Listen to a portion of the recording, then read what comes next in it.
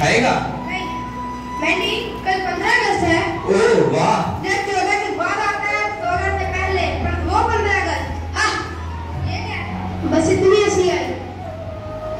हाँ मालूम है, कल गणतंत्र दिवस है। ए झंडू, काम, चुप। 15 अगस्त इंडिपेंडेंस डे होता है। हाँ तो इसमें कौन सी बड़ी बात है? ये तो हर साल आता है, और वैसे भी कोई बड़े झंडे नहीं गाड़ दिए इसने। ऐसे नहीं बोलता यार। तो क्या गलत बोल रहा हूँ? इंडिपेंडेंस से पहले भारत जैसा था, अब तक वैसा है। और वैसे सबसे बड़ी बात कि इन सब चीजों में मेरा जरा भी इंटरेस्ट नहीं। मेरी लाइफ मस्त चल रही है, और इन सब फालतू चीजों के लिए मेरे पास टाइम ही कहाँ है। ठीक है, वैसे मैं सोच रहा था कि कल में सभी को छुट्टी है, हम कहीं घूमने चलते हैं। तो वहाँ चलते हैं ना, खाना खाने को मिलेगा। अरे भुक्कड़, पहले पता तो कर ले कहाँ ले जाना चाहता है। हाँ, कहाँ जाना है? वैक्स म्यूजियम हाईवे पर नया खुला है, बहुत चर्चे सुने मैंने उसके। पर यार टाइम देखा है, 8 बज रहे हैं। कोई बात नहीं, वह 9 बजे तक खुला रहता है। हाँ तो चलो फिर 9 बजे बंद हो जाएगा, फिर खाना खा लेंगे। यार इसकी सुई तो खाने पे अटकी हुई है। कितना फुकड़ा है यार। हाँ। अरे तेरे को भूख लगा लगे तो अपना खाना मुझे दे देना। चलो यार, 8 बज गए हैं।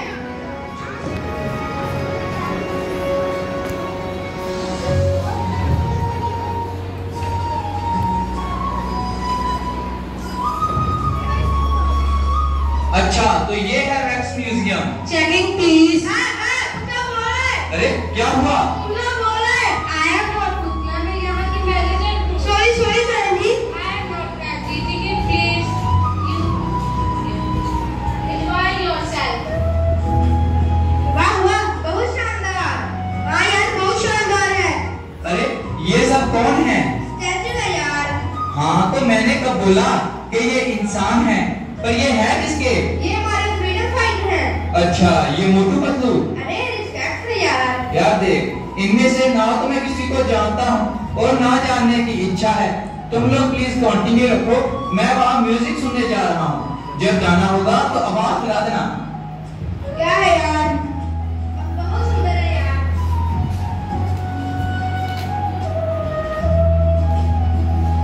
Time is over. आजा मैरी, चलते हैं। अरे आ गया। अरे ये बाहर से बंद है, इसको खोलो, ये बाहर से बंद है। मैरी अंदर से बंद है। यार इसको खोलो यार, जल्दी आओ यार। मैरी, हम किसी को लेकर आते हैं। चलो जल्दी आना।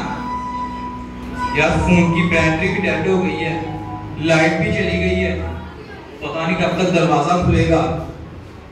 यार बहुत डर लग रहा है।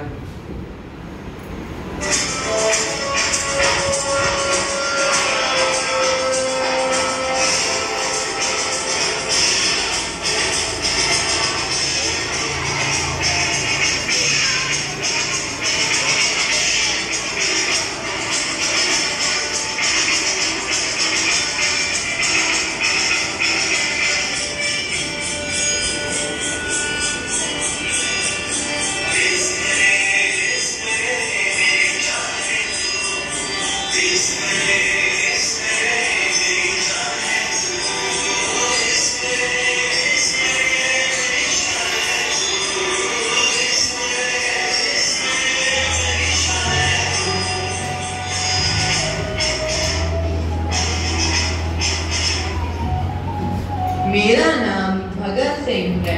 आज तक आपने मुझे हैट पहने और मूंछ में देखा है। आज मैं आपके सामने खड़ा हूँ। मेरी आयु 12 वर्ष की है।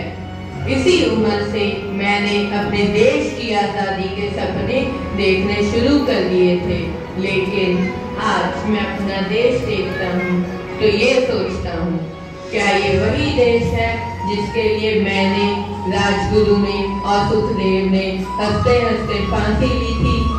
ये सपना तो नहीं देखा था मैंने जो आज मेरे देश की हालत है। सब अपनी जेबें भरने में लगे हैं, एक दूसरे को तकलीफें पहुंचाते हैं।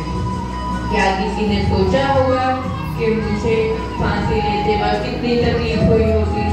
अब मैं सोचता हूँ कि सरफरोशी की तमन्ना हमारे दिल में आई ही क्यों। क्या देख रहे दोस्त बाजुए कातिल में जब अपने ही कातिल बन गए हैं।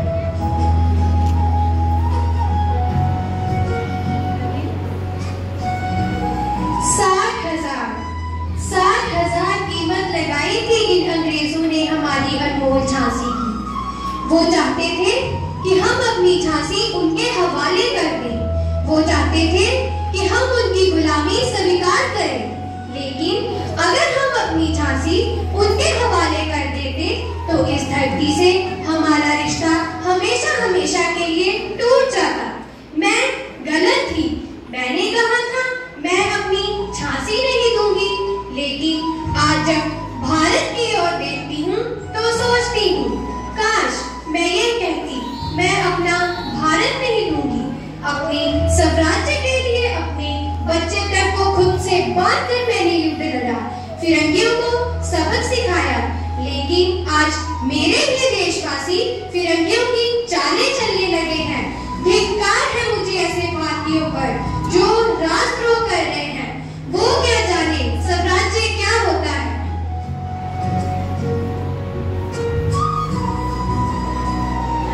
हर हर महादेव खनी खम्मा।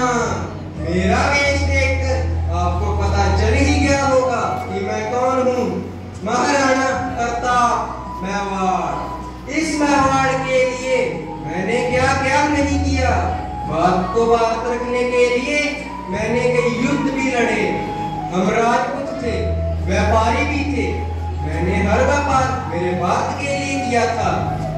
ईरान से लेकर मिस्र तक मैंने अपने मेवाड़ की मिर्ची का व्यापार करता था। जो भी लाभ होता वह सारा जनसेवा में लगा देता।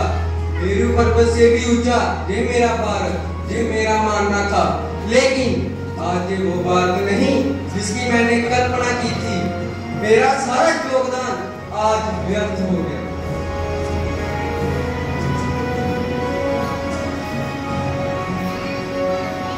मैं बीकाजी कामा विदेश में भारत का झंडा लहराने वाली पहली महिला थी। उस समय भारत आजाद नहीं हुआ था और भारत के लिए ब्रिटेन का झंडा इस्तेमाल किया जाता था। मुझे ये बात गवारा नहीं थी, इसलिए मैंने खुद भारत के लिए एक तिरंगा तैयार किया और उसे फहराया। मैं 33 वर्ष अपनी बीमारी के चलते भारत से दूर रही, पर दूर होकर भी भारत की आजादी का सपना कायम रखा। मैं यूरोप के अलग अलग देशों में जाकर भारत की स्वतंत्रता के नारे लगाती रही। मैंने ही पेरिस इंडियन सोसाइटी की स्थापना की और अपनी क्रांतिकारी मैगजीन वंदे मातरम निकाली। आज मैं महसूस कर रही हूँ कि मेरे जैसे कितने ही स्वतंत्रता सेनानी हुए थे जिन्होंने देश को स्वतंत्र कराने के ही सपने देखे थे। लेकिन आज की पीढ़ी को देखकर अफसोस हो रहा है कि हमारा बलिदान कोई महत्व नहीं रखता। क्या आपको जरा भी एहसास है कि जिस स्वतंत्र भारत में आप रह रहे हो उसको गुलामी की जंजीरों से छुड़ाने के लिए किन किन मुसीबतों से गुजरना पड़ा।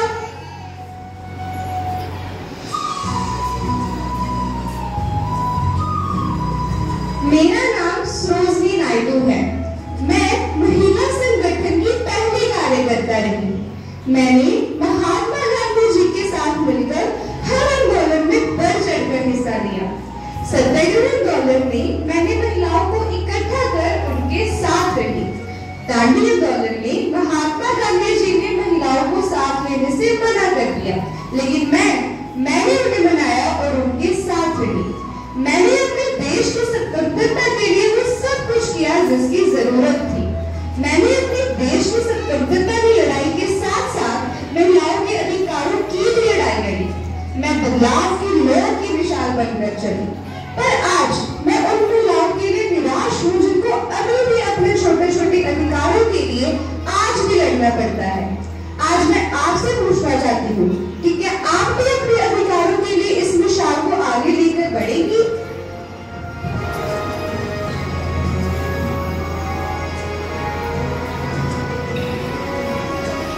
बागी बलिया के वीर सपूत भारत के पहले स्वतंत्रता सेनानी मंगल पांडे की तरफ से नमस्कार।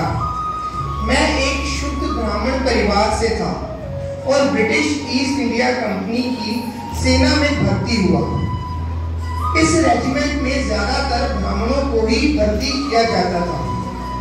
इस दौरान अंग्रेजों ने धर्म को ठेस पहुंचाने के लिए ऐसा कारतूस बनाया जिसमें गाय और सुअर के मांस का उपयोग किया गया, जिसके विरोध करते हुए मैंने अंग्रेजी सरकार के विरुद्ध विद्रोह किया और ब्रिटिश सरकार के खिलाफ पहली गोली मैंने ही चलाई और देशवासियों के हृदय में अंग्रेजों के विरुद्ध विद्रोह की चिंगारी जला दी। विद्रोह ज्वाला का रूप न ले ले, इसीलिए अंग्रेजी सरकार ने तय की तारीख से पहले ही मुझे फांसी दे दी थी। मैंने तो शुद्ध ब्राह्मण होते हुए भी स्वतंत्रता को ही अपना धर्म माना, लेकिन आज सब लोग धर्म की आड़ में देश को